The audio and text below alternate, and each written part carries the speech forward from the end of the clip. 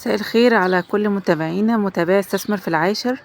احنا متابعين معاكم قضية الطفلة روناء، بنت الحي العاشر في منطقة ابني بيتك في مدينة العاشر من رمضان في محافظة الشرقية.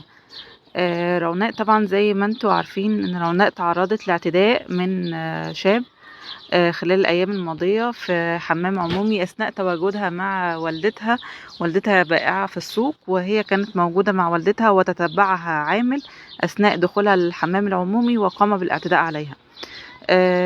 روناء طبعا بنت صغيرة عندها 8 سنين، كانت مع والدتها مطلقة وهي بائعة في السوق، وعندها 5 بنات، وكمان كان عندها ابن وتوفى من سنين. دلوقتي روناء طبعا كلنا تابعنا قصتها على مدار الأيام اللي فاتت. روناء من أسرة بسيطة في مدينة العاشر من رمضان. كانت تعرضت لموضوع الاعتداء ده من الشاب، وتم القبض على الشاب، وتم إحالته تحويله للنيابة، والنيابة حولته النهاردة المحاكمة العاجلة. المحاكمة العاجلة دي بيتم تحويل ليها بعد لما تكون القضية مكتملة الأركان، يعني قضية جنائية مكتملة. يعني هو اعترف في التحقيقات ان هو قام بالاعتداء على الطفلة، وتم احالته للمحاكمة الجنائية في محكمة الزقازيق. وده طبعا يعتبر من القرارات السريعة جدا في القضايا اللي زي دي، فتم احالته للمحاكمة الجنائية. وده طبعا عشان القضية قضية رأي، بالإضافة لأنها قضية رأي عام فإنها كمان قضية اعتداء على طفلة. امبارح برضو كان تقرير الطب الشرعي أثبت إن الطفلة لم تفقد عذريتها، ولكن تم الاعتداء عليها.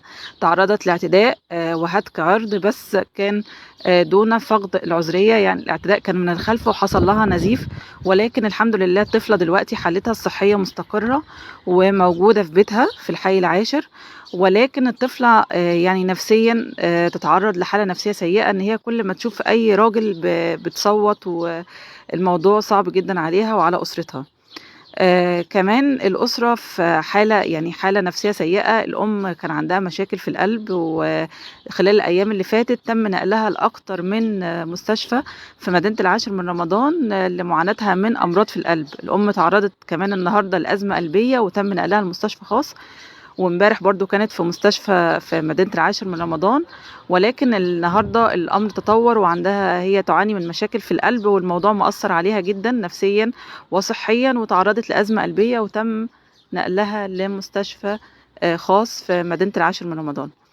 الطفلة طبعا موجودة في البيت. كان النهاردة في وفد من وزارة التضامن زار الأسرة. مديرية التضامن الاجتماعي وفرت ليهم شقة، والمحافظ امبارح محافظ الشرقية طبعا كل الاحترام ليه تقابل مع السيدة امبارح مع أم الطفلة روناء، و يعني تم إعطائهم شقة سكنية في مدينة العاشر، وكمان تم إعطائها 10,000 جنيه، وهيتم عمل معاش تكافل وكرامة للأم. وكمان المهندس علاء عبد الله رئيس جهاز العاشر من رمضان وفر كشك للأم علشان تقيم فيه مشروع وتكون ليها مصدر دخل تاني غير ان هي تقعد في السوق وتكون بجوار بناتها، لان هي عندها 5 بنات والأم مطلقة، والأب طبعا مش بيسأل على أولاده، والأم هي اللي بتتولى المسؤولية كاملة. 5 بنات. الأم كان عندها شاب ولكنه توفى من سنين. حالة الأسرة صعبة جدا نفسيا، هم مش عايزين يقابلوا حد ومش عايزين يتعاملوا مع حد، وده طبعا في ضغط كبير عليهم جدا كمان من الصحفيين. يعني هم الناس دلوقتي بقت تستخبى من الصحفيين، مش عايزين يقابلوا حد بسبب الضغط الكبير عليهم من الضغط الإعلامي. والأم للأسف الأم حالتها الصحية تعرضت لأزمة قلبية وتم نقلها للمستشفى النهارده. كمان المتهم تم إحالته المحاكمة الجنائية، دي محاكمة عاجلة في محكمة جنايات الزقازيق، وهيتم عقابه وهيواجه يعني واجه أقصى عقاب ليه. وده طبعا يعني بينفي كل الكلام اللي كان بيقول ان هو قدم شهادة معاملة اطفال. هو لا، ما قدمش شهادة معاملة اطفال.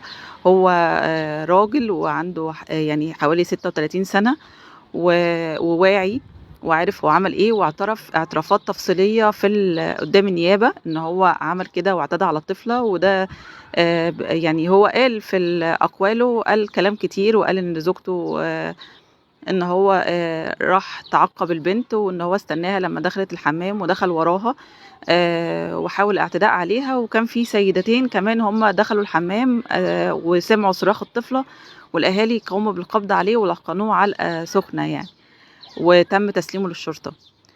وطبعًا الموضوع تم إحالته بسرعة للنيابة، والنيابة حوّلته من المحاكمة العاجلة، وإن شاء الله هياخد جزاؤه. يعني بنناشد الجميع بقى إن هو يدعي للأم، الأم دلوقتي عندها أزمة قلبية وعملت فحوصات وأشعة وموجودة في مستشفى خاص في مدينة العاشر، وبتتلقى العلاج. يا ريت ندعي لها إن هي تتعافى من الأمر ده بسرعة يعني، وتعود لبناتها، لإن هي مسؤولة، عندها 5 بنات وهي مطلقة، والأب ما بيسألش عنهم خالص، وحتى في الأزمة الأخيرة بتاعة بنته ما سألش عنهم. فإحنا بندعي لها ربنا يشفيها.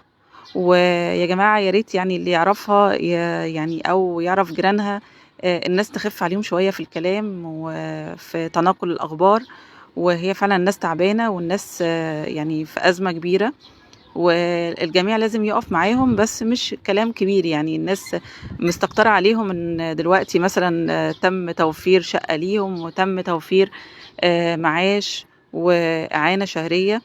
الكلام ده بسيط جدًا في المصيبة اللي هُم فيها وفي الأزمة اللي هُم فيها، وإن شاء الله الأسرة تتعافى والأم تتعافى، وإحنا جميعًا بندعو لها بالشفاء العاجل. ويا ريت يعني اللي يعرفها يدعي لها. الأم عندها أزمة قلبية وتم نقلها لمستشفى خاص في مدينة العاشر من رمضان. هي كانت تعاني من قبل كده بمشاكل من القلب، بس الموضوع أثّر عليها جامد، ودلوقتي هي عندها أزمة صحية كبيرة، وهي أزمة قلبية في مستشفى خاص في مدينة العاشر. طبعًا روناء حالتها الصحية الحمد لله مستقرة، ولكن نفسيًا لسه مش مؤهلة. يعني كل ما بتشوف راجل بتصرخ، والموضوع صعب عليها جدًا، ولكن هيتم توفير ليها علاج نفسي.